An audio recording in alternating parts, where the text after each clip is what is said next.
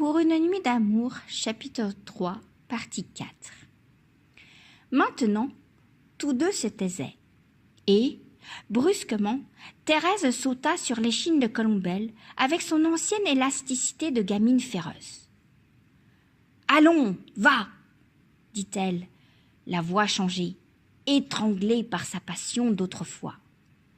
Elle lui avait arraché sa canne, elle lui en battait les cuisses, cramponnée aux épaules, le serrant à l'étouffer entre ses jambes nerveuses d'écuyère, elle le poussait follement dans l'ombre noire des verdures. Longtemps, elle le cravacha, activa sa course. Le galop précipité de Colombelle s'étouffait sur l'herbe. Il n'avait pas prononcé une parole, il soufflait fortement, se roidissait sur ses jambes de petit homme avec cette grande fille dont le poids tiède lui écrasait le cou. Mais, quand elle lui cria « Assez !» il ne s'arrêta pas, il galopa plus vite comme emporté par son élan. Les mains nouées en arrière, il la tenait au jarret si fortement qu'elle ne pouvait sauter.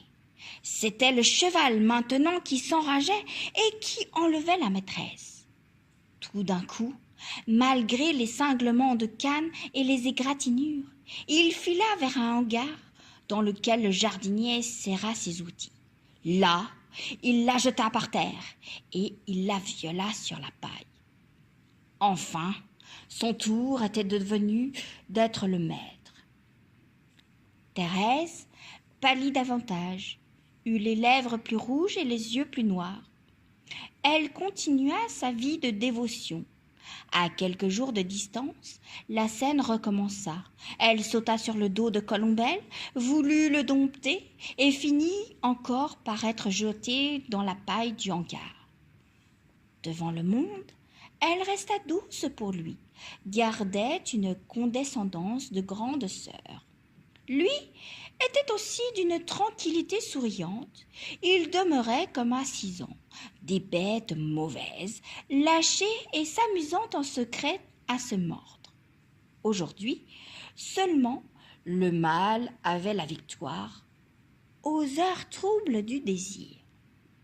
Leurs amours furent terribles. Thérèse reçut Colombelle dans sa chambre.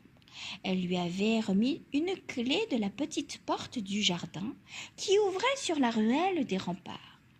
La nuit, il était obligé de traverser une première pièce dans laquelle couchait justement sa mère. Mais les amants en montraient une audace si tranquille que jamais on ne les surprit. Ils osèrent se donner des rendez-vous en plein jour.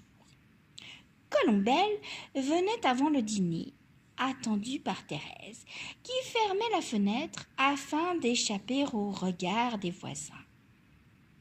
À toute heure, ils avaient le besoin de se voir, non pour se dire les tendresses des amants de 20 ans, mais pour reprendre le combat de leur orgueil.